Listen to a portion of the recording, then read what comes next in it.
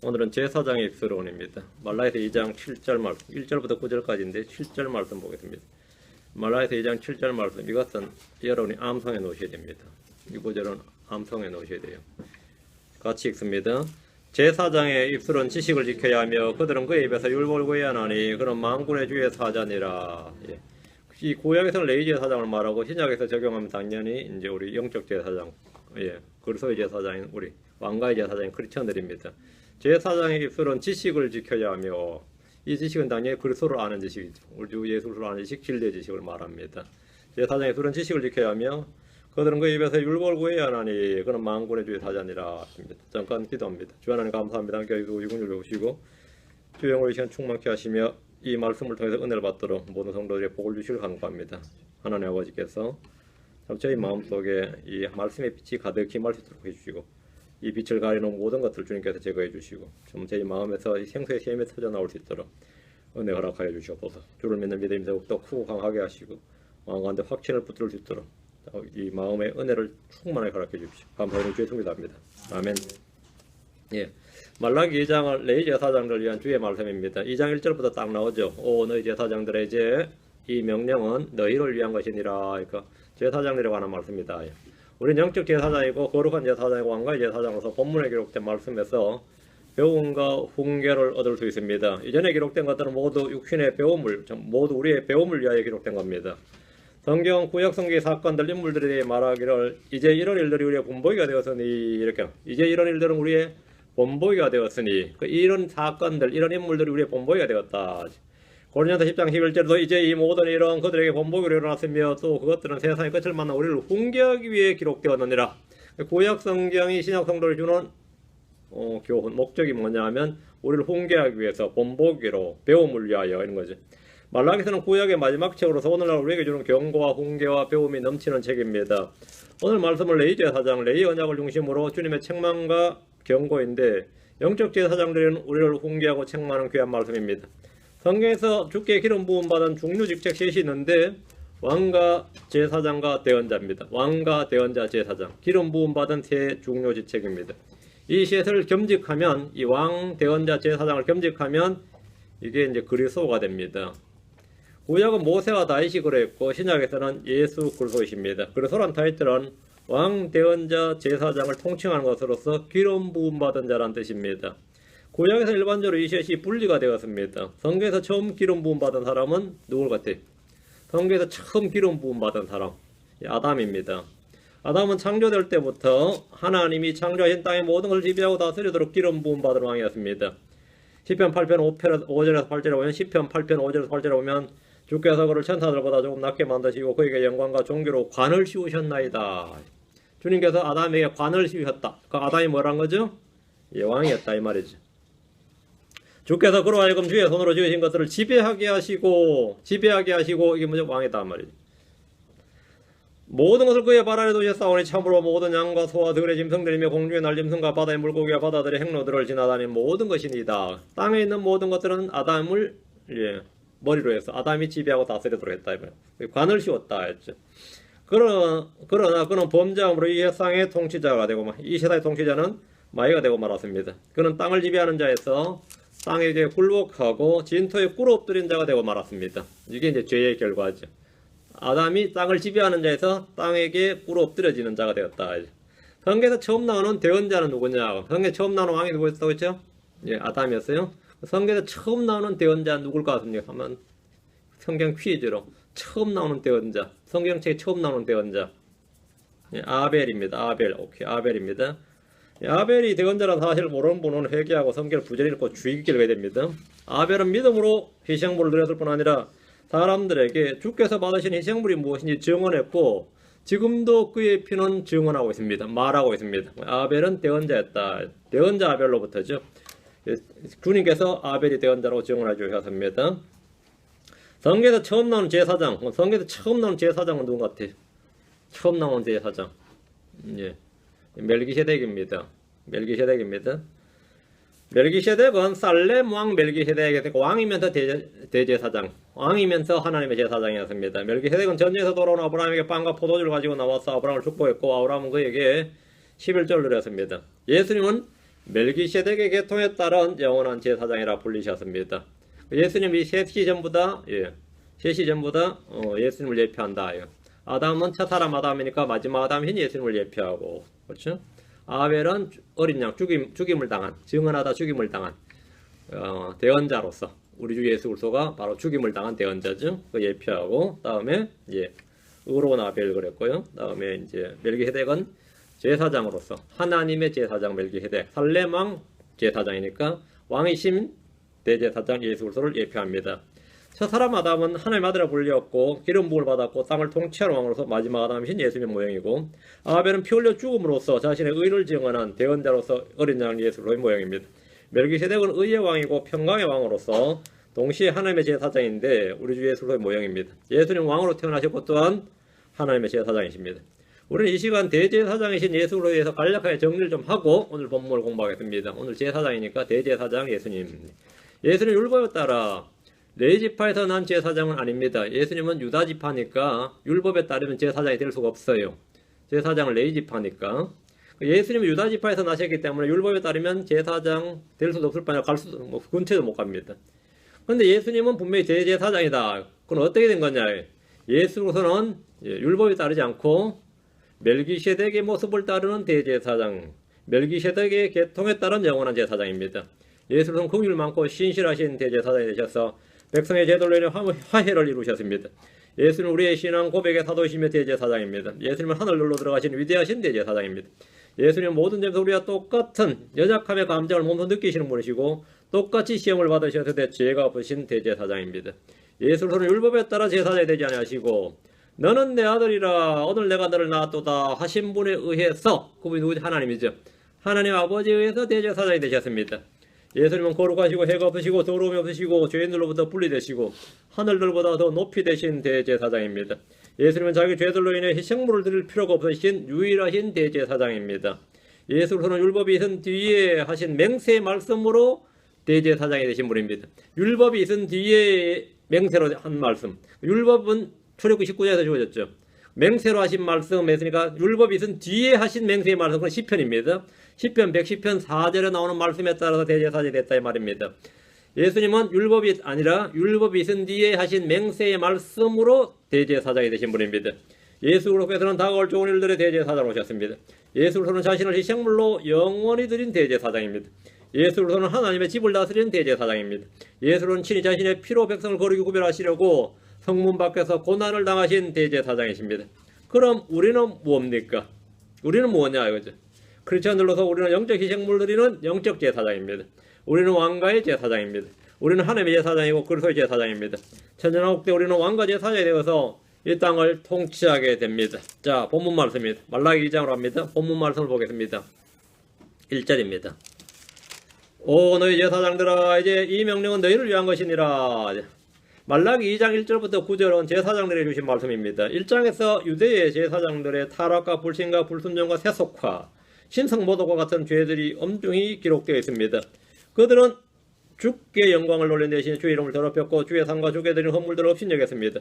본문은 주께서 오 너희 제사장들아 이렇게 하시면서 그들의 죄와 행위들에 대해서 저주를 선포하신 말씀입니다. 대체 유대의 제사장들이 무언 일을 했기 때문에 대체 제사장들이 무슨 문제가 있었던 겁니까? 70년의 포로 생활을 마치고 돌아온 유대인들은 힘을 다해서 제일 먼저 뭐 했냐? 성전을 지었습니다. 1차적으로 성전을 지었죠. 미국의 청교도들이 제일 먼저 한 일이 교회 지었다 그러죠. 미국 땅에 신대륙이 제일 먼저 도착해서 한 일이 교회를 짓고 다음에 신학교를 만들었어요. 여러분 지금 동부의 아이비리그라 하는 대학들이 대부분 신학교가 그 모태입니다. 신학교부터 만들었어요. 그런 미국이 지금 꼴이 말이 아니죠. 얘들이 성전을 지었다면 성전을 제일 먼저 한 일이 성전을 지었습니다. 이 고레스 왕, 페르시아의 고레스 왕은 유대인들에게 참으로 놀라운 명령을 내렸는데 에스라 1장 2절 3절에 보면 페르시아 왕 고레스가 이같이 말하노라 주 하늘의 하나님께서 땅의 모든 왕국을 내게 주시고 또 내게 명하사 하늘의 하나님께서 내게 명했다는 거예요. 페르시아 왕이 고레스가 주께 받은 명령이 있는데 유다에 있는 예루살렘에 자신을 위해 집을 건축하게 하셨나니 그분의 모든 백성 중에서 너희 가운데 거하는 자가 누구냐? 그의 하나님께서 그와 함께 계시기를 원하노니 그는 유다에 있는 예루살렘으로 올라가 주 이스라엘의 하나님의 집을 건축하라. 그분 하나님이시고 그분의 집은 예루살렘에 있느니라. 이렇게 명령을 내렸습니다. 너희 중에 유대인들은 올라가서 뭐라고요? 하나님의 집을 건축하라. 이렇게 왕명이 떨어졌어요. 이 왕명이 그냥 왕명이 아니라 하나님 내게 주신 명령이었다는 거예요. 그 이방왕, 그 이교도였던 이방왕인 고레스가 유대인들에게 이런 명령을 내리니까 이스라엘 사람들이 얼마나 놀랐겠어요. 요즘 말은 이제 깜놀이지. 이게 뭐 이런 황당한 명령이 있어요? 가서 성전 지으라죠. 가서 성전 지으라고. 근데 자기한테 하나님 그렇게 말씀하셨다는 거예요. 포로 귀환을 명령한 것뿐만 아니라 성전 건축을 명령을 했습니다. 이교도인 이방 왕이 유대인들에게 하나님의 집을 건축하라고 한 겁니다. 그러나 성전 건축은 대적자들의 방해로 중단되었다가 다리오 왕 때에 다시 재개가 되었습니다. 다리오는 고레스와 같이 중단된 성전 건축을 다시 하도록 왕의 명령을 내렸습니다. 덕분에 대언자 학개와 스가랴 총독 스룹바벨 대제사장 여호수아의 지휘 아래 성전이 완성되었습니다. 자, 드디어 성전이 완성되었어요. 성전이 그 폐허가 된 유다 땅에 그 예루살렘의 성전이 완성이 됐다. 감개무량한 일이죠. 그 예루살렘의 성전은 완성이 되었지만 문제는 제사장들과 백성들의 믿음이나 신앙이 완성된 건 아닙니다. 그 성전이 빛과 번쩍하게 선다고 신앙도 그렇게 되지 않는다 이 말입니다. 성전 잘 지었다고 믿음도 좋아지면 성전 잘 짓겠지만 성전 건축과 믿음은 그렇게 사실 상관이 없다 이 말이죠. 없던 성전이 우뚝 생겨났다고 해서 마음의 믿음도 우뚝 생겨나면 좋은데 그렇지는 않아요. 그렇지는 않단 말이죠. 건물보다 더 중요한 것은 사람들입니다. 바빌론에서 유대로 돌아온 제사장들이 많이 있었지만 이들은 율법에 능하지 않았습니다. 70년간 사실 율법교육을 못 받았는데 돌아와서 우리가 제사장 간문이라서 제사장이 됐단 말이죠. 근데 사실은 나 아는 거 없어요 예요. 오늘날 교회 설교자들이 하는 말 중에 하나가 제가 성경은 솔직히 잘 모릅니다. 그래요. 그럼 뭘로 해요? 뭘로 해요? 이 교회가 설교로만 됩니까? 맞지? 설교로만 되냐, 그죠? 교회가 설교로만 되고 성경 공부 되냐 말이지. 저는 능력으로 합니다. 그래요. 이런 분도 있고, 뭐 별별 사람 다 했는데, 이 바빌론에서 돌아온 제사장들이 그랬어요. 우리 솔직히, 율법 잘 모른다고. 율법 잘 모른다고. 성전은 지어놨는데, 어떻게 해야 되는지 잘 모르는 거죠. 제사장들이 주의 율법에 대해서 아는 것이 거의 없었습니다. 70년간 받은 교육이 없단 말이죠. 70년간. 그전에도 어차피 타락한 제사장들에서 멸망을 했는데 물려받은 유산이 없는 거예요. 물려받은 유산이. 그러니까 신앙의 유산이 없었단 말이죠. 성전을 중심으로 주의 율법이 통치하는 신정국가나 제사장 중심의 사회를 만들기 위해서는 민족의 뿌리요 근간인 주의 율법을 잘 알아야 됩니다. 하지만 제사장들이나 백성들은 주를 섬기는 것, 주를 두려워하는 것에 대해서 잘 알지 못했습니다. 거기다 백성들은 11조를 비롯한 헌금을 잘 하지 않았기 때문에 성전에서 주를 섬기던 제사장들은 먹고 살 길이 막막했습니다. 성전에서 제사장들만 있는 게 아닙니다. 레위인들도 있어야 되죠. 성문 지키는 사람이 있어야 되죠. 그 느디님 사람들에서 일한 일꾼들도 있어야 되죠. 성전 한번 운영하는 성전 운영비는 장난이 아닙니다. 여러분이 11조 이야기하지만 유대인들이 11조 바친 거 아닙니다. 유대인들은 정확히 율법에 따라 바치면 최소한 23.4%예요. 요 정도면 지금 미국의 세금 제도나 맞먹는 세금입니다. 유럽 세금이 엄청나지만 미국은 보통 30% 선에서 세금이 왔다 갔죠. 그 옛날에 20% 넘는 세금이 사실은 어떤 명부로 나갔다고요, 유대인들이. 그런데 돌아온 이 사람들이 이 정도 여력이 있었냐면 그건 아니었단 말이죠. 돌아와서 그냥 맨몸으로 돌아온 것과 다름없는데 뭔 돈으로 헌금을 해요. 교회가 이제 성전은 멋지게 지어놨는데 솔로몬 성전만 치는 안 되지만 어쨌든 지어놨는데 이게 쉽지가 않았어요. 제사장들은 어떻게 하는데 그나마 들어오는 헌금은 말이에요. 제사장들이 빼돌려버려 자기 집으로. 나중에 이제 네미에 나오는데 빼돌려버리니까 그럼 레위 사람들은 어떻게 되는 거예요? 제사장 아닌 레위 사람들은 완전히 이거만 소장농 되는 겁니다. 그럼 느디님 사람들은 미쳐버리는 거죠. 일하고 돈 한 푼 못 받는 거죠. 그러니까 들어오는 헌금이나 헌물들은 그나마 제사장들이 개인적으로 빼돌려버림으로써 성전에서 일하던 레위인들과 문지기들은 급여를 받지 못했습니다. 제사장자 백성들 모두 하늘을 누려하지 않았고 성경도 잘 알지 못했습니다. 제사장 겸 서기관 에스라가 돌아와서 그들에게 율법을 가르칠 때까지. 에스라가 이제 율법에 능통한 사람인데 이제 드디어 난 사람이 하나 온 거예요. 그래서 아주 율법에 능통한 에스라가 와서 그들에게 이제 율법을 가르치기 시작한 거예요. 그때까지 제사장들이나 백성들이나 모두 주를 아는 지식과 율법에 따른 지식이 거의 없었습니다. 주의 백성이 지식이 없으면 어떻게 되느냐? 망합니다. 지식이 없으면 망해요. 호세아 4장 6절에 내 백성이 지식이 부족함으로 망하는도다. 내가 지식을 거부하였으므로 나도 너를 거부하여 내가 나를 위해 제사장이 되지 못하게 할 것이요 내가 내 하나님 율법을 잊었은즉 나도 내 자녀들을 잊으리라. 내 백성이 뭐 때문에 망한다고요? 돈이 없어서 망한다 아닙니다. 군대가 없어서 망한다. 말이 없어서 망한다. 이게 아닙니다. 지식이 없어서 망한다. 지식이 부족함으로 망한다. 오늘 성도도 마찬가지입니다. 하나님 아는 지식이 없고 성경을 아는 지식도 없고 하나님도 성경도 알지 못하는 걸로 내가 잘못하고 있는도다. 우리 주님 하시는 말씀입니다. 지식의 부족은 정보의 부족이나 교육의 부재로 인해서 온 것이 아니라 지식을 거부하는 그들의 마음에 일어난 겁니다. 마음의 문제였습니다. 그 결과는 멸망이었고 주께서도 그들을 거부하시고 제사장이 되지 못하게 하신다는 겁니다. 주님은 그 행위대로 보응하시는 하나님이십니다. 주의 백성이 지식이 없으면 선하지 않습니다. 선하지 않다, 낮구시다면 좋지 않다 말입니다. 잠언 19장 2절에 말하기를 또한 혼에게 지식이 없으면 그것은 선하지 아니하며 발이 급한 사람은 죄를 짓느니라. 혼에게 지식이 없으면 그것은 선하지 않으며 지식이 없는 건 좋지 못한 상태다 이거예요. 그러니까 안 좋다 이거죠. 주를 아는 지식은 사람을 교만하게 하거나 우쭐대게 하는 것이 아니라 주를 두려워하게 하고 열배를 맺게 합니다. 하나님과 우리 주 예수를 아는 것은 영생입니다. 아는 것이 영생이다. 그러니까 믿는 것보다 아는 것은 한 수 높은 겁니다. 내가 이거 믿느냐 그러면 믿는 게 아니라 그걸 알고 있다고요.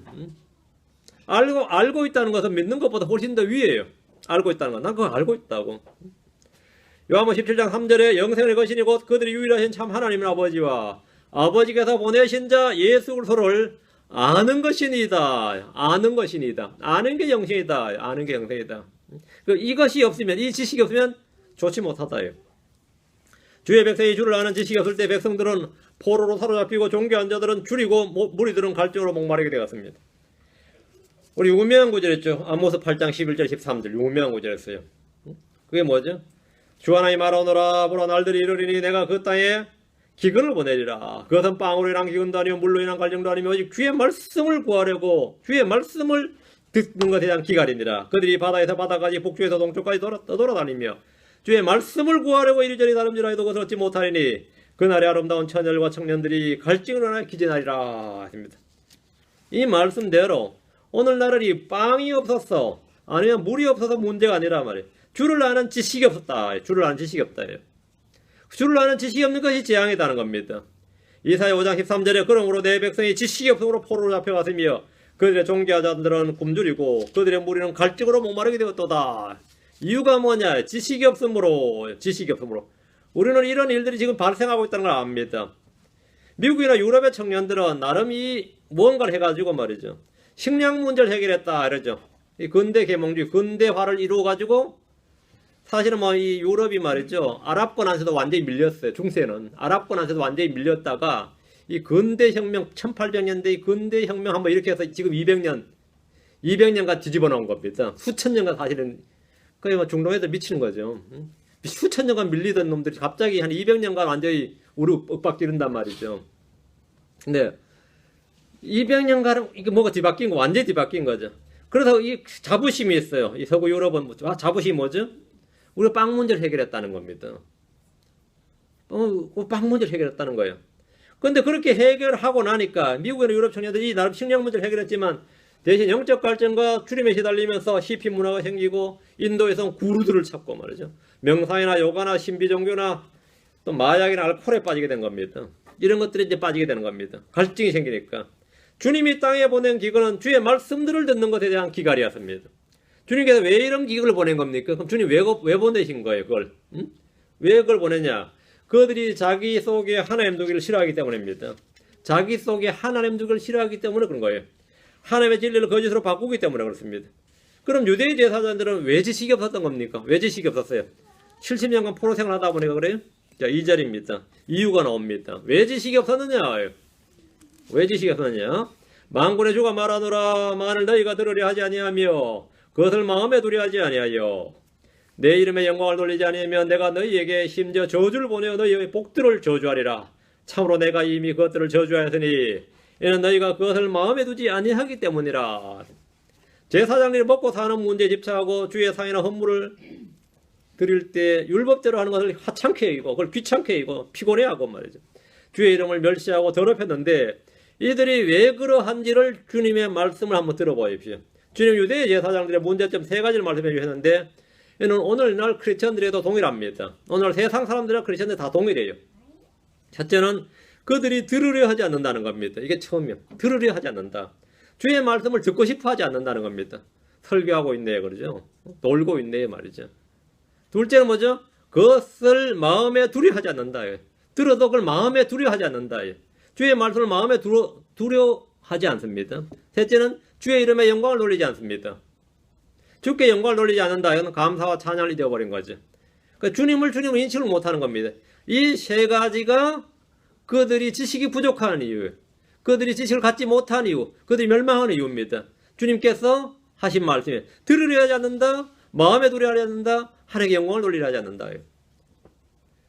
지금 2절 다시 보십시오. 만일 너희가 들으려 하지 아니하며 그것을 마음에 두려 하지 아니하여 내 이름에 영광을 돌리지 아니하면 내가 너희에게 심지어 저주를 보내어 너희의 복들을 저주하리라. 그렇게 하면 당연히 주님은 간다고요? 저주를 보낸다. 만약 제사장들이 이 셋을 하지 않으면 주님께서 그들에게 저주를 보내어서 그들의 복을 저주하겠다고 하셨습니다. 본문을 잘 보셔야 됩니다.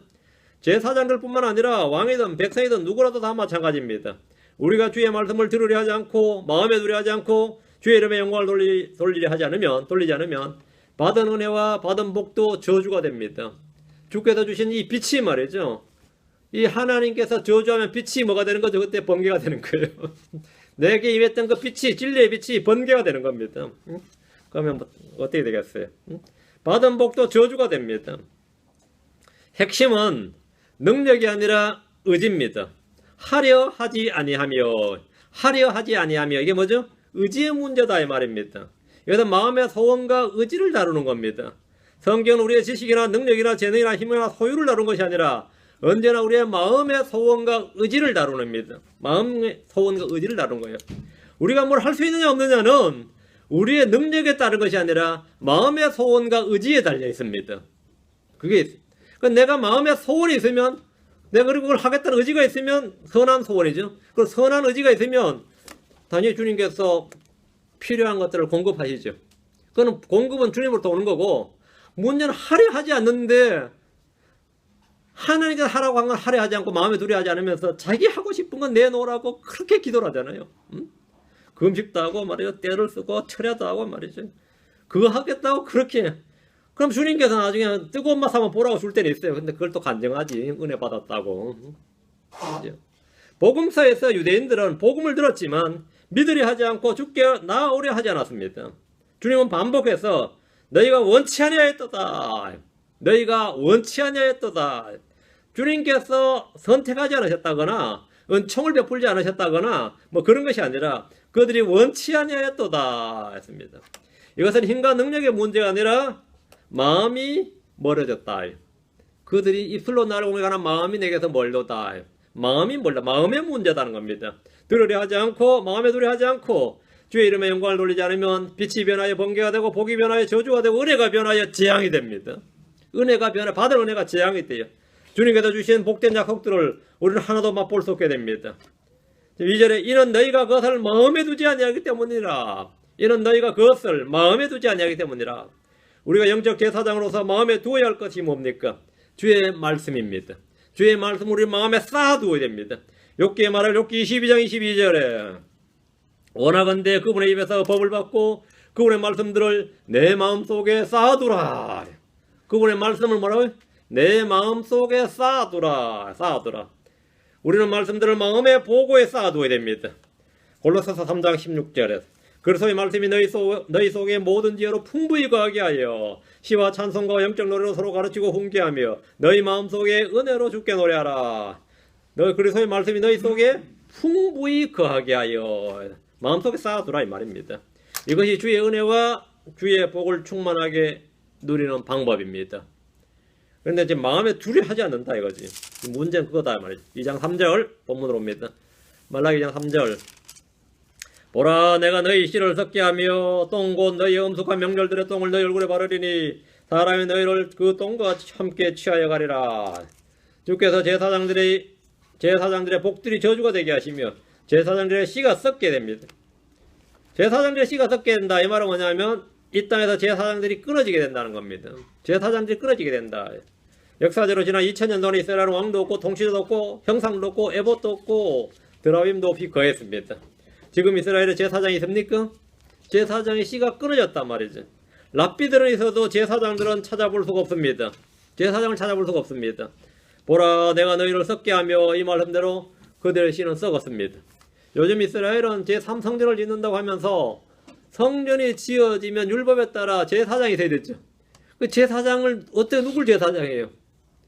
그래서 지금 유전자로 조사를 한다는 거예요. 레이지파 찾아내야 되잖아요. 레이지파 찾아내야 된다 이거야. 그래서 네가 레이지파 맞다 그러면 그 제사장으로 이제 선별되는 거예요. 선별되는 거죠. 대대로 이어져오던 제사장들이 끊어져 버렸기 때문입니다. 자, 3절 다시. 똥, 곧 너희 엄숙한 명절들의 똥을 너희 얼굴에 바르리니. 이거 참 끔찍한 말입니다. 제사장들은 말이죠. 부정한과 물건을 만지지도 못하는 게 제사장입니다. 옷도 거룩한 옷을 입어야 되죠. 시체도 근처 가면 안 돼요.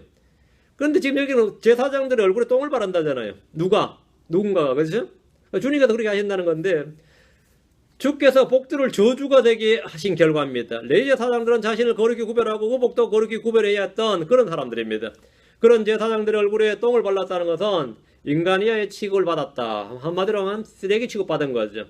이런 유대인들이 역사 속에서 문자적으로 당했던 사건입니다.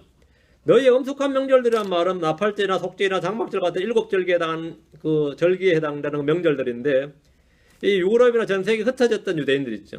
흩어졌던 유대인들이 모여서 이런 명절을 지키고자 했을 때 유럽의 독일이나 폴란드나 뭐 이태리나 이런 데서 이런 일이 있었어요. 유대인들이 얼굴에 똥을 발라요. 그리고 그 똥과 함께 취해서 쓰레기 오물로 처리해버렸던 사건인데 실제로 있었던 사실입니다. 그 사람이 아무리 양심이 짐승 같아도 사람이 사람을 죽이는 일이 쉽지가 않죠. 그래서 사람이 사람을 죽이는 일이 쉽지 않으니까 이 사람들을 사람처럼 보이게 해서는 안 되는 거예요. 그래서 얼굴에 똥을 발라서 이게 사람이 아니에요. 이게 짐승이지. 짐승도 아니 쓰레기지. 이래 된 거예요. 그래서 양심의 가책을 받지 않고 이 유대인들을 처리하기 위해서 그렇게 한 겁니다. 실제로 있었던 일이죠. 이 말씀이 문자 그대로 했단 말입니다. 뭐 이게 문학 상징 그게 아니라 문자 그대로 이런 일이 있었습니다. 그래서 유대인들을 짐승처럼 취급하고 죽이던 사람들은 일말의 양심의 가책을 느끼지 않기 위해서, 제가 양심의 가책을 느끼지 않기 위해서 그들 얼굴에 똥을 바름으로 그들을 사람이 아니라 문자 그대로 쓰레기를 취하듯이 그렇게 취급할 수 있었던 겁니다. 사람이 너희를 그 똥과 함께 취하여 가리라. 근데 이 말씀은 역사적 사건이며 또한 대환란 때에도 이 땅에서 재현될 일입니다. 4절입니다. 2장 4절. 만군의 주가 이같이 말하노라. 내 언약을 레이와 함께 있게 하려고 내가 이 명령을 너희에게 보낸 줄 너희가 알지니라. 레이의 언약을, 내 언약이 레이와 함께 있고, 있죠? 내 언약이 레이와 함께 있고. 구약의 율법 아래서 이스라엘은 제사장 왕국이 되고 거룩한 민족이 될 것이라는 약속을 받았습니다. 그러나 이들은 모세가 율법을 받아올 때 아래서 이미 금송아지 만들어가지고 숭배하는 타락을 해버렸습니다. 주님이 이스라엘 12지파 가운데 레위지파를 제사장 지파로 삼으셨습니다. 신명기 10장 18절에 보면 신명기 10장 8절에 그때 주께서 레위지파를 구별하사, 그때 주께서 레위지파를 구별하사, 12지파 중에서 레위지파를 구별한 거죠. 주의 언약궤를 매게 하시고 주 앞에 서서 그분을 섬기며 또 그분의 이름으로 축복하게 하사 이날까지 이르게 하셨느니라. 제사장들은 언약궤를 맡았고 율법을 맡았고 성전 직무를 담당했으며 백성들을 가르치고 재판하는 일까지 했습니다. 내 언약이 레위와 함께 있게 하려고 했는데 주님은 레위 제사장 체계를 영원한 법규로 세우셨습니다. 레위의 언약이라는 것은 주께서 레위 아들들을 제사장으로 삼아서 주를 섬기는 일을 하도록 법규를 정하신 겁니다. 민수기 3장으로 갑니다. 민수기 3장 5절 10절입니다. 한번 보시죠. 민수기 3장 5절 10절입니다. 레위 언약이 뭔지 잘 나옵니다.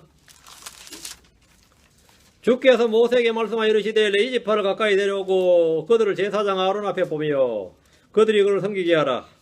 그들은 회중의 성막 앞에서 그의 책무와 온 회중의 책무를 성막에서 섬기는 일을 할지니 곧 그들은 회중의 성막의 모든 기구를 맡고 이스라엘 자손의 책무를 맡아 성막에서 섬기는 일을 할지니라. 너는 레위 사람들을 아론과 그의 아들들에게 줄지니 그들이 이스라엘 자손 중에서 전적으로 그에게 준 자들이니라. 너는 아론과 그의 아들들을 임명하여 그들이 자기들의 제사장 직무를 수행하게 할 것이요 나선 자가 가까이 하면 죽일지니라. 이렇게 레위 지파는 이제 제사장 직무로 이제 준 거죠. 레위 지파는 주를 섬기는 책무와 온 회중의 책무를 맡았습니다. 주님의 언약이 레위와 함께 있었다는 것은 주의 말씀, 주의 율법을 그들에게 주어서 그들을 지키게 하고 가르치게 했다는 겁니다. 내가 이 명령을 너희에게 보낸 줄 너희가 알지니라 했는데 제사장들은 자신들의 직분, 직무가 주의 언약으로 주어진 규례고 영원한 법규라는 사실을 알고 이 명령에 따라 행해야 됩니다. 다시 말라기로 옵니다. 2장 5절. 말라기 2장 5절입니다. 그와 함께한 내 언약은 생명과 화평의 언약이었노라. 그가 두려움으로 나를 두려워하며 내 이름 앞에서 무서워했으므로 내가 그것들을 그에게 주었노라. 레에게 준 제사장 언약은 생명과 화평의 언약이었습니다. 자, 요건 민수기로 가서 25장 12, 13절입니다. 민수기 25장 12, 13절. 이건 한번 살펴봐야 됩니다. 내 언약, 그와 함께한 내 언약은 생명과 화평의 언약이었노라 그랬죠. 민수기 25장 12, 13절. 그러므로 너는 말하라. 보라, 내가 그에게 화평의 내 언약을 주나니 그와 그의 뒤를 이을 그의 씨가 그것 즉 영존한 제사장 직분의 언약을 얻으리라. 그가 자기 하나님을 위해 열심을 내었고 이스라엘 자손을 위해 속죄하였느니라. 주님께서 레위에게 뭘 줬다는 거죠? 레위 자손에게 화평의 내 언약을 줬다는 거예요. 준 이유가 뭐냐 그러면 영존한 직분의 제사장 언약을 받았는데 제사장 직분을 언약을 받았는데 그가 하나님을 위해서 열심을 내었다. 이스라엘 자손에서 속죄했다는 거죠. 제사장들이 주의 율법을 맡아서 백성들을 위해 주께 희생물 드리고 찬양과 기도를 드리고 백성들을 가르치고 재판하는 이런 영광스러운 직무입니다. 주님께서 레위 제사장에 대해서 화평의 내 언약, 영존한 제사장 직분의 언약이라고 말씀하십니다. 신약시대의 레위 자손들은 성전도 없고 희생물도 없습니다. 이들은 천연왕국 때 다시 제사장 직분을 회복하게 됩니다. 주님께서 레위 지파를 제사장 지파로 삼은 이유는 그들이 주를 두려워하며 주의 이름 앞에서 무서워했기 때문입니다. 주를 두려웠다. 두려움으로 주를 섬겼다 이 말이죠. 이게 이제 주님께서 레위 지파를 제사장 지파로 삼은 이유예요. 주께서는 자신을 두려워하는 자들에게 은혜를 베푸시고 복을 주십니다. 주께서 레위 지파에게 화평의 언약을 주신 것은 그들이 하나님을 위해서 열심을 내었기 때문입니다. 하나님을 위해서. 이게 주님께서 그들에게 제사장 지파로 삼았던 이유인데 온 이스라엘이 금송아지로 금송아지를 만들어서 우상을 숭배할 때 레위 지파만 거기에 동참을 하지 않고 빠졌습니다. 그리고 모세가 내려왔을 때 주의 편의 선자가 누구냐 했을 때 레위 지파가 모세 편에 섰어요. 그게 이제 출애굽기 32장에 나오는 사건인데 그래서 레위 지파가 제사장 지파가 된 겁니다. 그들은 나에 대해서 뭐라고요? 열심히 있었고 나를 두려워했고 내 이름을 무서워했고 말이에요. 그래서 주님께서 이 화평의 언약을 줬다는 거죠. 주님은 이들을 제사장 지파로 택하셨고 그들에게 언약을 주셨습니다. 자, 말라기 2장 6절입니다. 그의 입에는 진리의 법이 있고 그의 입술에는 불법을 찾을 수 없으며 그가 화평과 공평과 가운데서 나와 함께 걷고 많은 사람을 돌이켜 불법에서 떠나게 하였느니라. 이게 본래 레위 제사장의 직무였습니다. 이게 제사장들이 하는 일이었어요.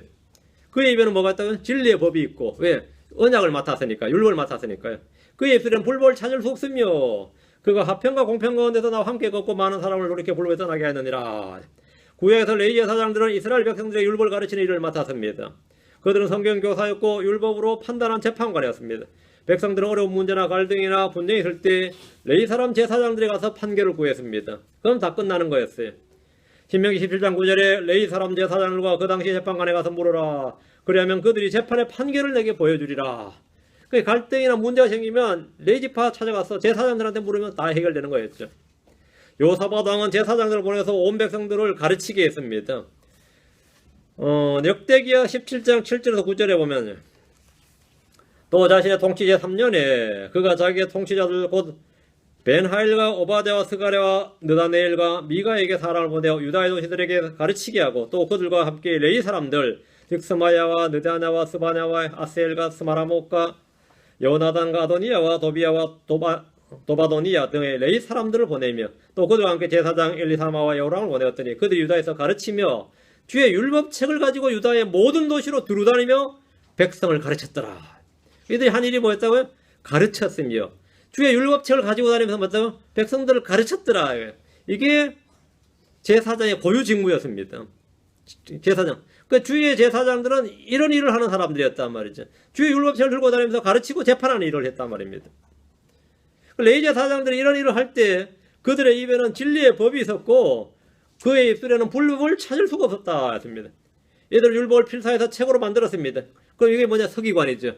제사장들은 서기관이었단 말이죠. 왜 세서 성경을 필사해야 되니까. 서기관에 쓰라는 이런 제사장이 본이 되는 사람이었습니다. 제사장들이 율법을 알고 하나님의 지식이 있을 때 그들은 화평과 공평 가운데서 주와 함께 걸었고 많은 사람을 돌이켜서 불법에서 떠나게 했습니다. 그 제사장들이 사실은 이스라엘을 지탱한 거죠. 그 이스라엘의 정신적 지주들이었단 말이죠. 정신의 기둥들이었단 말이에요. 이들이 이스라엘을 유지를 했어요. 근데 이들이 타락해버리면 이스라엘 끝나는 거죠. 7절입니다. 말라기 2장 7절. 제사장이 쓰는 지식을 지켜야 하며 그들은 그의 입에서 율법을 구해야 하나니 그는 만군의 주의 사자니라. 제사장이 쓰는 지식을 지켜야 됩니다. 백성들은 그의 입에서 율법을 구해야 됩니다. 제사장은 만군의 주의 사자입니다. 이것이 제사장의 직무고 사역입니다. 주님 이들에게 언약궤를 매게 하심으로써 이들에게 율법을 주셨고 율법에 따라 행하는 법, 율법이 말하는 공의와 주의 판단들이 무엇인지 백성들에게 가르치도록 하셨습니다. 제사장의 입술은 지식을 지켜야 하며, 제사장의 입술은 뭘 지켜야 된다고요? 지식을 지켜야 하며, 이 지식은 하나님의 지식, 진리의 지식, 구원을 얻게 하는 지식입니다. 사도 바울은 그리스도 예수 내주를 아는 지식이 가장 뛰어난 것이라고 했습니다. 유대인들은 열심히 했지만 지식이 없다는 말을 들었습니다. 로마 10장 2절에 내가 그들에 대해 증언하노니 그들이 하나님께 대한 열심은 있으나 지식에 따른 것이 아니니라. 지식에 따른 것이 아니니라. 지식에 따른 것이란 뭐냐요? 구약의 대언자들과 율법이 말하는 바에 따라야 된다 이거죠. 그게 지식에 따른 것이에요. 제사장의 입술은 지식을 지켜야 된다는 거죠.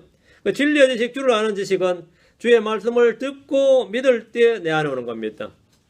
어떤 이는 항상 배우나 결코 진리를 아는데 이르지 못하느니라 하신 말씀대로 아무리 배워도 알지 못합니다. 우리는 제사장의 입술을 가져야 됩니다. 제사장의 혀는 학자의 혀고 의인의 혀고 지혜로운 자의 혀를 지내야 됩니다.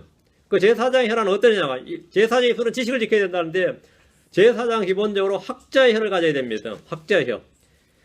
이사야 50장 4절에 주 하나님께서 학식 있는 자의 혀를 내게 주사 내가 피곤한 자에게 때에 맞는 말을 할 줄 알게 하시나니 그분께서 아침마다 일깨우시되 나의 귀를 일깨워서 학식 있는 자같이 듣게 하시는도다. 그 제사장은 아침마다 주께로서 말씀을 들어가지고 깨닫고 그 학식 있는 자의 혀로 다른 사람을 깨닫게 해줘야 되는 거죠. 그 상담을 하면 상담해줘야 되는 거죠. 물으면 물어야 되죠. 그럼 해주는 겁니다. 학식 있는 자의 혀는 피곤한 자에게 때에 맞는 말을 할 줄 알게 됩니다. 학식 있는 자의 혀예요. 근데 뭐 여러분 이제 목사님들 질문하면 목사님도 부담스럽지만 질문하는 사람도 부담스러운 사람 있죠. 괜히 질문해가지고 말이지 그냥 믿어 그러는데 질문하기가 민망하단 말이에요. 그때는 제가 하도 질문을 많이 받아가지고 설교 타이프 치는 것보다 아마 질문 타이프, 답변 타이프 치는 게 더 많을 거예요. 방금도 두 개 해주고 왔어요. 2개. 저는 보통 24시간 안에 해줍니다. 특별한 일 없으면. 뭐 일할 때는 못하지만. 해주면 해줘요. 저는 정문즉답입니다. 왜? 사람들 질문 수준이 다 뭐 거기서 거기야. 뻔하단 말이지. 그럼 그걸 왜 답을 못 해줘요? 근데 진짜 어려운 것도 있어요. 진짜 어려운 것도 있는데 그거는 뭐 나중 문제고. 근데 피곤한 자에게 때에 맞는 말을 할 줄 알게 합니다. 때에 맞는 말. 제사장의 입술은 뭐라는 지식을 지켜야 된단 말이죠. 근데 그런 거 묻지만 나도 몰라. 자꾸 묻지만 나 곤란하게 하지 마. 그러면 어떻게 돼요? 뭐 그럴 수도 있겠죠. 근데 여러분도 다 마찬가지입니다. 예수 믿어서 좋은 게 뭐냐 그러는데 글쎄 뭐라고 해야지 한다가 헤매면 그게 뭐한 짓이야 대체. 자기가 예수 믿어서 좋은 게 뭔지도 모르는 크리스찬이고 일요일에 왜 교회 가는데 근데 글쎄 잘 모르겠는데 에이 간섭입니까 그래요? 응? 헌금은 왜 하는데 근데 잘 몰라. 이거 지금 묻는 게 얼마나 많아요. 사람들이 이 기독교에 관심이 없는 것 같아서요. 한번 말문 터져보세요. 엄청 질문해야 됩니다. 엄청 질문 쏟아져요. 불신자들이 안 쏟아질 것 같아요? 쏟아집니다. 술을 왜 못 먹게 하는데 술을 왜 못 마시게 하는데 천국이 진짜 있긴 있는 거잖아. 지옥 맞냐? 왜 예수 믿음 가고 못 믿음 왜 하냐? 유대인들은 왜 택했는데 별별 질문 다 쏟아져 나옵니다. 한번 말이 안 터져서 그렇죠. 마지막에 니는 왜 그렇게 사는데 그래요? 그러면 니는 왜 그렇게 사는데? 믿음이 약했다 그래요? 질문들은 쏟아진다 말이요. 그런데 학식 있는 자의 혀같이 제사장의 입술은 뭐 지식을 지켜야 된다. 의인의 혀는 최상의 은과 같습니다. 잠언 10장 20절에 의인의 혀는 최상의 은 같으며 사악한 자의 마음은 가치가 적으니라. 우리는 의인의 혀를 지켜야 된다. 지식이 제사장의 입술은 의인의 혀가예요. 잠언 12장 8절에 칼로 찌르듯이 말한 자의 거니와 지혜로운 자의 혀는 건강하게 하느니라. 그 지혜로운 자의 혀, 누군가를 건강하게 하는 혀다 말이죠. 지혜로운 자의 혀는 건강하게 한다. 제사장의 입술은 명철한 자의 입술, 의로운 자의 입술, 진리의 입술, 지식의 입술, 지혜로운 자의 입술, 지식의 입술이어야 됩니다. 잠언 10장 15절에 금도 있고 루비도 많거니와 지식의 입술은 귀중한 보석이니라. 지식의 입술은 뭐라? 귀중한 보석이니라. 지식의 입술은 귀중한 보석이니라. 전도서 10장 12절에 지혜로운 사람의 입에 말들은 은혜로우나 어리석은 자의 입술은 그를 삼키려 하나니. 지혜로운 자의 사람의 입에 말들은 뭐라? 은혜로우나. 그 제사장의 입술은 어떻게 된다는 거죠? 예. 지식의 입술, 은혜로운 자의 입술이어야 된다 이 말입니다. 지식을 지켜야 된다는 말은 바로 이러해야 된다 이 말입니다. 계속 뭐 농담이나 뒷거려대고 말이야, 음담 패스를 해대고 말이야, 니 크리스찬 맞냐 그런 소리 듣고 그러면 이제 술이나 집어넣고 뭐 담배나 피우고 다 헛지. 그런 입술이 돼서는 안 됩니다. 제사장 입술은 뭘 지켜야 된다? 지식을 지켜야 된다. 그래서 생수가 나와야죠. 거기서 은혜가 나와야 되고 지식의 부하가 쏟아져 나와야 됩니다. 그게 그렇게 나와야 돼요. 그게 나와야 돼. 근데 혼란과 뭐 질투, 시기, 뭐 험담 뭐 이런 거 쏟아져 나오고 욕설 쏟아져 나오고 말이죠. 그건 제사장의 입술에 합당하지 않은 거지. 제사장의 입술이 아닙니다. 제사장의 입술은 지식을 지켜야 된다. 지식을 지켜야 된다. 아니 8절입니다. 그러나 너희가 그 길에서 떠나 많은 사람을 율법에 걸려 넘어지게 하고 레위의 언약을 썩게 하였느니라. 그러나 너희가 그 길에서 떠나 많은 사람을 율법에 걸려 넘어지게 하고 그러나 너희는 제사장이 이렇지 않았다 이거죠. 7절처럼 되지 않았다 이거죠. 6절 7절처럼 안 되고 8절처럼 이게 현실이었다. 너희가 그 길에서 떠나 많은 사람을 율법에 걸려 넘어지게 하고 레위 언약을 썩게 하였느니라. 만군의 주가 말하노라. 이게 너희의 소행이었다. 이것이 당시 제사장들의 현실이었습니다. 그들은 그 길에서 the way, out of the way 됐죠. 그 길에서 떠났습니다. 그 길에서 벗어났다는 것은 주의 책, 주의 율법에서 떠났다는 말입니다. 자기 마음대로 한 거죠. 제사장들이 율법에서 떠남으로 백성들은 율법에 걸려 넘어지게 되었습니다. 많은 사람을 율법에 걸려 넘어지게 하고, 이 말씀은 성경교사나 목자들의 책무에 대해서 엄중한 경고를 줍니다. 신학자들이니 뭐 목사들이 성경의 완전성과 영광을 부인하고 아무런 역본들을 만들어낼 때 사람들은 주의 말씀에 걸려 넘어지게 됩니다. 성경 얼마나 많아. 시중에 어느 성경을 사야 될지 모르겠다 했죠. 걸려 넘어져요. 말씀에 걸려 넘어집니다. 살아계신 하나님의 영감 있는 말씀이 최초 원본밖에 없고 우리 손에 있는 성경은 모두 불완전하다, 오류가 많다고 할 때 우리의 믿음은 결코 완전해질 수가 없습니다. 그러나 너희가 그 길에서 떠나, 레위 제사장들은 타락을 했는데 필연적으로 모든 백성들이 넘어지게 되었습니다. 제사장들의 타락은 백성들을 넘어지게 한다. 오늘 소위 목사들이나 교사들이라는 사람이 타락할 때 교회는 급속하게 부패하게 됩니다.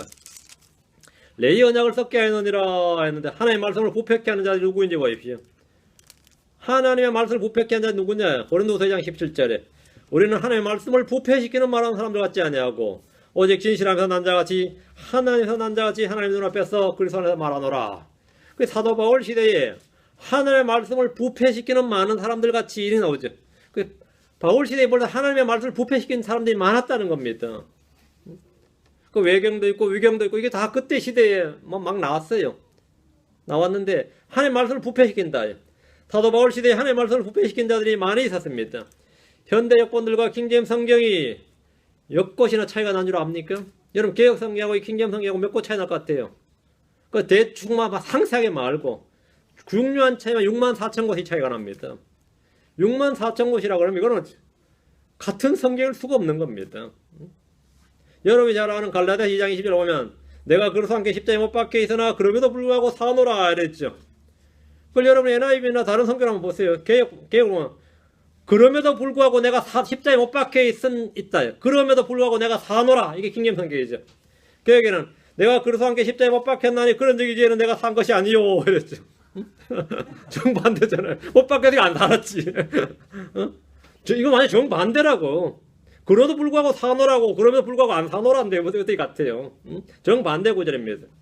시편 5절에 보면 그의 길들은 항상 고통을 주고 주의 심판들은 너무 높아서 그에게 보이지 아니하나니 그의 모든 원수들로 말하는데 그가 그들 앞에서 줄대나이다. 그의 길들은 항상 고통을 주고 grievous 이게 아주 심각한 거죠. 근데 이걸 개혁으로 보면 저의 길들은 언제든지 경고하고 이랬어요. 그의 길들은 고통을 주고 하고 좀 경고하고 NIV로 보면 그의 길들은 항상 형통하고 그랬습니다. 완전히 정반대죠. 성경이 어떻게 정반대일 수가 있어요. 완전히 반대로 구절이 정반대라고요. 누군가가 성경에 손을 댔기 때문입니다. 이렇게 손을 댄 성경에 대해서는 뭐 욕하지 말고 난리치면서 말이죠. 이 킹제임스 성경에 대해서 별별 욕을 다 해야 된다. 완전하지 않다고. 참 희한한 심리죠. 왜 그런 것 같아요? 그 사역자가 누구의 사역자이냐예요. 누구의 사역, 누구를 위해서 일하느냐입니다. 누구를 위하고 우리는 그가 누군지 압니다. 하나님의 말씀에 더하고 빼고 바꾸는 자들은 마귀의 사역자들입니다. 마귀의 사역자들이. 마귀는 주의 말씀에 끊임없이 의문을 던집니다. 마귀는 주의 말씀을 빼앗습니다. 마귀는 주의 말씀이 뿌려진 곳에 다른 씨앗을 뿌립니다. 아, 그 말씀이 아니고 이 말이 더 낫다. 이거 읽어보라고. 그 집에 하면 역본들이 막 쌓이죠. 저도 예전에 뭐 모를 때는 말이죠. 역본이 8개, 9개, 10개, 16개까지 가요. 그 이름도 말이죠. 뭐 예루살렘 바이블은 더 좋아 보이고 말이죠. 그렇죠. 뭐 그런 거란 말이죠. 심각한 거예요. 계속해서 혼란만 더 가중되는 거죠. 혼란만. 마귀는 주의 말씀을 뿌린 곳에 다른 씨앗을 또 뿌린다고요. 다른 역본 읽어보라 하죠. 제일 쉬운 역본이 있는데 리빙 바이블이다 그래요. 그럼 완전 소설 수준이에요. 요즘은 더 메시지라고 해가지고 그게 나왔는데 이거는 완전히 뭐 리빙 바이블이 아주 우습게 돼버렸지. 얼마나 황당하게 번역됐는지. 번역도 아니죠 그거는. 그 유진 피터슨이라는 사람이 자기 생각을 막 집어넣어서 써버린 거예요 그냥. 성경도 아니지. 그건 성경으로 하면 안 되죠. 이거 누구 하는 일이냐 이거죠. 계속해서 이렇게 현대 역본들이 출간되는 것은 다른 씨앗을 뿌리는 작업입니다. 레이의 언약을 썩게 한 것이 다른 누군가가 아니라 레이 제사장들 자신들이었듯이 이렇게 주의 말씀들을 부패시키는 자들은 뭐 다른 이교도들이나 이 세상 사람들이 아닙니다. 소위 교회 지도자들이니 뭐 신학자들이 주의 종들이라고 자처하는 자들이 하는 짓입니다. 주의 말씀을 읽고 순종하는 대신에 그분의 말씀을 뜯어 고치는 일을 함으로써 언약을 썩게 하는 겁니다. 다시 말라기서 2장 옵니다. 9절입니다. 그런즉 너희가 내 길들을 지키지 아니하고 율법에서 한쪽으로 치우쳤으므로 나도 너희로 하여금 온 백성 앞에서 멸시와 천대를 당하게 하였느니라. 제사장들은 주의 길들을 지키지 않고 율법에서 한쪽으로 치우쳤습니다. 우린 주의 말씀, 주의 법, 주의 길들을 지켜야 됩니다. 다윗은 말하기를 시편 18편 21절에 이는 내가 주의 길들을 지키고 사악하게 내 하나님을 떠나지 아니하였기 때문이라. 내가 주의 길들을 지키고. 솔로몬은 말하기를 잠언 8장 32절에 그런즉 오 자녀들아 너희는 이제 내 말에 귀를 기울이라. 내 길들을 지키는 자들은 복이 있도다. 내 길들을 지키는 자들, 내 길들을 지키는 자는 복이 있다 했습니다. 지킨다는 것은 주의 말씀들을 마음에 간직한다는 겁니다. 여러분에게 뭘 주면서 잘 지켜라 한 뭐죠? 잘 지키라. 빼앗기지 말고 잃어버리지 말고 잊어버리지 말고 잘 지키라고. 여러분이 성경을 주면서 주님께서 keep them 말씀들을 지키라 그러면 어떻게 돼요? 잘 지켜야죠. 말씀 지키라 그러면. 근데 마음속에 말씀이 하나도 없어요. 손에는 말씀이 있는데 말이야. 책상 위에도 말씀이 있는데 심지어 화장실 위에도 뭐 자기 성경 보겠다는데 뒤에 성경창 갖다 놓는 사람도 있는데 마음속에 말씀이 하나도 없어요. 하나님의 말씀은 어디다가 지켜야 된다고요? 냉장고 속에 아니고 박물관 속에도 아니고 내 마음속에 지켜야 됩니다. 내 마음속에. 내 마음속에. 여러분 테이블 위에 아무리 산의 진미가 많아도 먹지 않으면 난 아무것도 아닙니다. 먹지 않으면.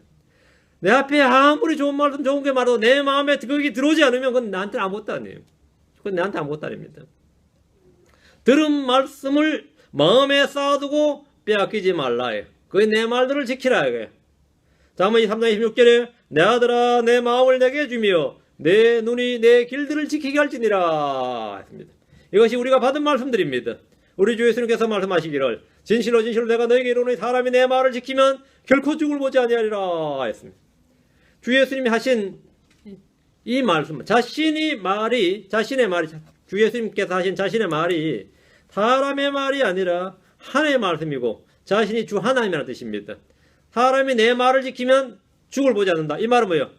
사람이 내 말을 지키면 그럼 내가 누구란 말이에요? 그럼 내가 하나님이란 말이죠. 내 말은 내 말이 아니라 하나님의 말이란 거죠. 내가 하나님이란 말이에요. 그러니까 유대인들은 주님이 하신 말씀을 딱 듣고 나서 이 반발을 타가지고 이게 뭔 예수님이 뭐 기적 일으키는 것도 좋고 뭐 해주는 것도 다 좋은데 해도 이건 너무 나가네 싶은 거죠. 이렇게 나오니까 내 말을 지키는 자는 죽음을 보지 않는다 그러니까 듣고 있던 유대인들이 어떻게 반응했을 것 같아요? 그냥 집을 떠나버리든지 전혀 미단이 하든지 뭐 그랬으면 좋은 뭐 그 정도면 해도 다행인데 그게 아니라 그 말 딱 들었던 유대인들이 완전히 반발했는데 요한복음 8장 51고 3절 하면 이에 유대인들이 그분께 이르되 이제는 내가 마귀 들린 줄 우리가 아노라. 이건 마귀 들린 놈이다 이거예요. 이런 말 하는 거 보니까 완전 막 같다 이거죠. 이제는 네가 막이 들린 줄 우리가 아노라. 이제 더 이상 물어볼 필요 없다요. 아브라함과 대언자들도 죽었거늘 너는 말하기를 사람이 내 말을 지키면 결코 죽을 맛보지 아니하리라 하니 내가 이미 죽은 우리 아버지 아브라함보다 더 크냐? 또 대언자들도 죽었거늘 너는 내 자신을 누구로 만드느냐? 누구로 만들죠? 하나님으로 만드는 거죠. 너는 내 자신을 누구로 만드느냐? 네가 지금 하나님이라고 찌꺼리는 거냐 이 말이에요. 거의 예수님 당연히 싫어지. 당연한 소리라. 그 말 내가 하고 있다고. 그래서 주님께서 나는 아브라함이 있기 전부터 있느니라. I am 이렇게. 아브라함이 있기 때문에 나는 있느니라. 있었느니라가 아니라 있느니라. 그죠? Before Abraham. 그 I was가 아니라 I am 때문에. 에이브람 전에 내가 있었느니라가 그러니까 이 사람이 완전 요즘 뭐 애들 말로 빡친 거예요. 돌 잡았으면 이건 놔둬서는 안 되는 거예요. 막이 들렸다고 분명히 경고를 했는데 말이지. 네가 누구냐 했는데 주님이 계속 거기서 그치지 않고 나 아브라함 전부터 있다고 이렇게 나 하나님이다 말이죠. 그러니까 주님은 자신이 주 하나님이라는 사실을 분명하게 말씀하셨습니다. 그래서 누구든지 내 말을 지키는 자는 죽을 맛보지 않는다. 누구든지 주님을 사랑하면 주의 말씀을 지킵니다. 주의 말씀을 지키는 자는 복이 있습니다. 누가복음 11장 28절에 그분께서 이르시되 그러나 하나님의 말씀을 듣고 그것을 지키는 자들은 복이 있느니라 하시니라. 계시록 1장 3절에도 이 대언의 말씀들을 읽는 자와 듣고 그 안에 기록된 그것들을 지키는 자들은 복이 있나니 이는 때가 가깝기 때문이라. 그 말씀을 지키는 자는 복이 있다. 복이 있다. 여러분이 자신이 내가 뭐가 좀 변화를 받고 싶다면 한 말씀이나 두 말씀은 하여튼 한 주간 계속 읊조리고 있어요. 그 말씀을 마음에 계속 간직하고 있으면 여러분이 변화됩니다. 말씀이 내 마음에서 내 마음이 변화되고 내 마음이 변화되면 내가 변화되고 내가 변화되면 내 삶은 자동으로 변화돼요. 안 되면 해보세요. 근데 어떤 사람이 막 물어요. 어떻게 사람이 변하나 봐요. 세월이 약인가 봐요. 세월 약 아닙니다. 나이 들면 여러분이 사람 좋아질 것 같아요. 좋아지는 게 아니라 힘이 없어진 거지 다만. 성질 안 죽습니다. 얼마 전에 나이 92 먹은 사람이 총으로 쏴주겠잖아. 왜 쏴주겠을 것 같아요? 92 먹은 할머니가 자기한테 키스 안 해준다고 쏴주겠어. 남자친구인지 남편인지. 몸은 늙었는데 마음이 안 늙는 거예요. 이게 이제 인간의 비애야. 몸은 늙는데 뭐가 늙는 거예요? 마음은 같이 안 늙습니다. 내 100살이고 200살이라도 마찬가지입니다. 마음은 안 늙습니다. 그러니까 나중에 주님께서 그래서 우리 마음을 새롭게 하라는 거야. 몸으로 참 하나님께 새롭게 바꿔줄 거니까 걱정하지 말고 마음만 새롭게 하면 돼. 마음만. 응? 그게 비극이란 말이지. 그 주님께서 지금 하신 말씀이 내 말씀을 마음에 지키라고 했대. 마음을 지키라. 여러분 한번 해보라고요. 그럼 반드시 그 말씀, 마음에 있는 말씀은 어떤 식으로든지 열매를 맺습니다. 그게 열매를 맺어요. 주의 명령을 가지고 지키는 자가 주를 사랑하는 자고 아버지께 사랑을 받습니다. 주의 명령들을 지키는 것이 하나님을 사랑하는 겁니다. 요한일서 5장 3절에 우리가 그분의 명령들을 지키는 것 이것이 곧 하나님을 사랑하는 것이니라. 그분의 명령들은 무겁지 아니하니라 했습니다. 주님은 주의 말씀을 지키는 자를 사랑하시고 그에게 자신을 계시하십니다. 그분의 명령들을 지키는 자는 그분 안에 거하고 그분은 그 안에 거합니다. 주의 명령들을 지키는 자들에게 주님은 민족들을 다스릴 권능을 주신다고 했습니다. 레위의 사장들은 주의 길들을 지키지 않고 한쪽으로 치우쳤습니다. 치우쳤어요. 성경 오른쪽으로나 왼쪽으로 치우치지 말라고 하십니다. 신명기 5장 32절에 그런즉 주 너희 하나님께서 너희에게 명령하신 대로 너희는 지켜 행하고 오른쪽으로나 왼쪽으로 치우치지 말며 오른쪽으로나 왼쪽으로 치우치지 말라는 것은 치우치지 말라는 말이에요. 어느 쪽으로든 이쪽으로 치우치면 괜찮고 이쪽으로 치우치면 뭐 안 괜찮고 그게 아니라 치우치면 안 된다는 말이죠. 오른쪽으로나 왼쪽으로 치우치지 말고 하니까 또 이거 해석을 해야 되는데 오른쪽은 뭐고 왼쪽은 뭐냐 이러면서 그래가지고 믿음과 행위 되면 믿음은 오른쪽이고 행위는 왼쪽이고 행위로도 치우치지 말고 믿음으로 치우치 이 미친 소리 하지 말고 그런 건 없어요. 그건 무슨 그 말 같지 않은 소리가 믿음과 순종이 있는데 믿음은 왼쪽이고 순종은 오른쪽에서 왼쪽으로 치우치지 말고 오른쪽으로 너무 순종하지도 말고 너무 믿지도 말고 이런 해석은 이건 말이 안 됩니다. 성경 읽기는 뭐 왼쪽이고 행하는 건 오른쪽이 그것은 말이야. 그런 건 아니에요. 그 말이 아니고 하나님께서 치우치지 말라는데 어느 쪽으로 조금 더 치우치지 말라는 말이 뭐냐면 오른쪽으로는 왼쪽으로 치우치지 말라 이 말이에요. 그 믿음과 행위를 치우치 너무 믿지 말고 너무 하지 말라. 이런 진짜 누구 말 개소리고 가는요. 믿음과 행위란 말은 없어요. 성경은 믿음의 행위입니다. 믿음의 행위인 건 믿음과 행위는 대립관계가 아니라 예, 씨와 열매, 뿌리와 가지처럼 예, 같은 저거지. 그 좌우로 뭐 우리 계획에 뭐 좌우로나 우로 치우치지 말지니라니까 아 윤 목사님 너무 좌우로 치우쳤어. 나 우파야. 너무 우로 치우쳤어. 난 극우도 아니고 국자도 아니고 치우치지 말라고요. 치우치지 말라고. 좌우 그게 아니라 그 말이 아니고요. 어디로 치우치지 말라고. 한마디로만 주의 말씀에서 벗어나지 말라는 말입니다. 그럼 치우치지 않는 방법이 뭐냐 이 말. 치우치지 않는 방법은 균형 감각이 있어야 안 치우칠 거 아니에요. 여러분 전정기관이라고 그러죠. 요즘은 자이로코프라 그래가지고 이 셀폰도 여러분이 막 뒤집어 놔도 화면 똑바로 돌아오고 옆으로다 돌아오죠. 왜 그래야 될 것 같아요? 그 인체에 있는 이 뒤에 있는 인체 기관 같은 겁니다. 자이로코프 기능을 거기에 설치한 겁니다. 그러면 이제 되는 거죠. 그럼 그거를 이제 자동차나 이런 데도 해가지고 누가 타도 안 자빠지도록 한다 이거야. 그런 것도 이제 좀 개발하고 그렇게 하는데 성경에서는 내가 어떤 게도 안 자빠지고 좌우로 안 치우치는 방법이 뭘 것 같아요? 있을 것 같아요, 없을 것 같아요? 아, 너무 나가는 것 같다 그러고 막 그 교회 가니까 너무 좀 극단적인 것 같다. 그런 생각이 안 들어요? 신명기 봅시다. 안 치우치는 방법을 제가 가르쳐 드릴게요. 말씀에 나오니까 막 가르쳐 주는 게 아니라 그냥 말씀 보여주면 돼요. 뭐 제가 성경 가르치는 거 없어요. 그냥 성경 이런 게 있다고 보여주는 거지. 여러분 그냥 보고 확인하면 되는 거죠. 신명기 17장 18절 20절입니다. 신명기 17장 18절 20절입니다. 예. 18절 왕이 된 자에게 준 말씀입니다. 그가 자기 왕국의 왕제에 앉거든 그는 자기를 위해 레위 사람 제사장들 앞에 있는 그것에서 레위 제사장들 그 앞에 있는 게 뭐죠? 율법책이에요. 성경책이라고. 거기서 이 율법을 책으로 한 건 필사하여 평생토록 자기 곁에 두고 그 안에 것을 읽어서 주 자기 하나님 두려워하기를 배우며 이 율법의 모든 말과 이 법규를 지키고 행할 것이니라. 이렇게 하라고. 이게 19절이 우리가 해야 될 일이에요. 왕이 된 자들. 우리 왕가의 제사장이니까 이렇게 해야 되죠. 이렇게 하면 어떻게 된다고요? 20절. 그리하면 그의 마음이 자기 형제들 위로 올라가지 아니하고 교만해지지 않는다고.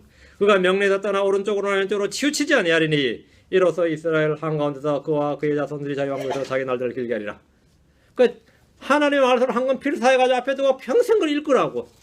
평생 읽고 그걸 지켜 행하면 어떻게 된다고? 마음이 교만해지지 않고 위로 올라가지 않고 좌로나 우로나 치우치지 않는다 이 말이에요. 이게 바로 성경이 말하는 좌로나 우로나 안 치우치는 방법입니다. 좌로나 우로나. 여러분이 마음이 남보다 높아졌다 싶으면 지금 이게 안 되고 있는 겁니다. 내가 지금 좌로나 우로 치우치고 있다 하면 이게 안 되고 있는 거예요. 여러분 해야 될 일은 뭡니까? 이 일을 해야 돼. 신명기 11장 19절 말씀 18절 19절 말씀을 해야 됩니다. 그리하면 20절처럼 된다. 결과는 이거다. 됐습니까? 여러분이 어쩜 매일 성경 읽습니까? 매일 읽어요. TV도 보고 잡지도 보고 뭐 이것저것 다 하면서 성경은 안 읽는 사람도 있죠. 어떻게 해야 될 것 같아요? 그런 사람은 대체 어떻게 해야 될 것 같아요? 어떻게 할 수 없지 뭐 회개해야지. 회개하셔야 됩니다. 제사장들이 주의 길들을 떠나 치우쳤을 때 내린 주의 심판은 나도 너희로 하여금 온 백성 앞에서 멸시와 천대를 당하게 하였느니라. 주의 말씀을 떠나고 멸시한 자들은 그 역시 주님 앞에서 멸시와 천대를 당합니다. 우리 이 시대의 거룩한 제사장, 영적인 제사장, 왕과의 제사장으로 주님을 섬기는 자들입니다. 우리의 직분은 주께 받은 것이고 영원한 겁니다. 이게 영원한 겁니다. 우리는 이 언약을 썩게 해서는 안 됩니다. 이걸 무효화시킬 수도 없고 썩게 해서는 안 돼요. 이건 주의 명령으로 주어진 겁니다. 주의 명령으로 된 겁니다. 주를 멸시함으로 받은 복들이 저주가 되지 않도록 주의 말씀에서 떠나지 않고 주를 섬기는 일을 멸시하지 않아야 됩니다. 업신여기지 않고 피곤해하지 않아야 됩니다. 오늘 여기까지 하고 다음 시간에 10절부터 계속하겠습니다. 오늘 양이 좀 길어가지고요. 제가 빨리 했습니다. 놓친 부분은 다시 들으셔야 됩니다. 뭐 그래도 잘 못 알아듣겠으면 어떻게 되겠습니까? 한 번 더 들을지니라 합니다. 한 번 더 들으면 됩니다. 그때 한 번 더 들으면 돼요. 한 번에서 안 되면 두 번 들으시고 그래도 놓친다 싶으면 한 번 더 들으시고 뭐 비결이 어렵지 않는데 힘들어하시는 분들이 가끔은 목사님 말씀이 너무 빨라요 그래요. 한 번 더 들으세요 그래요. 뭐 그렇게 힘들다고 한 번 더 들으면 되지. 한 번 더 들으시면 됩니다. 기도합시다. 위대하시고 거룩하신 주 하나님 감사합니다. 함께 하시고 도우시고 은혜를 베풀어 주시고 복을 주셔서 주의 영을 충만케 하시길 간구합니다. 주의 은혜를 많이 베풀어 주셔서 저희가 주의 제사장으로서 저희 입술이 지식을 지키게 하시기를 간구합니다. 그래서 백성들에게 주의 법과 은혜의 법을 선포할 수 해주시고 생명 성령의 법을 쏟아낼 수 있도록 해주시고 그래서 예수 안에 있는 지혜와 지식의 모든 부하들을 또 성령께서 주신 그런 생수를 저희 입을 통해서 나아갈 수 있도록 또 지혜의 보고를 귀로 올릴 수 있도록 도와주십시오. 감사드리며 주의 손 기도합니다. 아멘. 예, 저희 교회 기도 제목은 다 아시죠? 예, 교회 이전 문제 그리고 아까 말씀드린 대로 거기에서 기도해 주시면 됩니다. 예.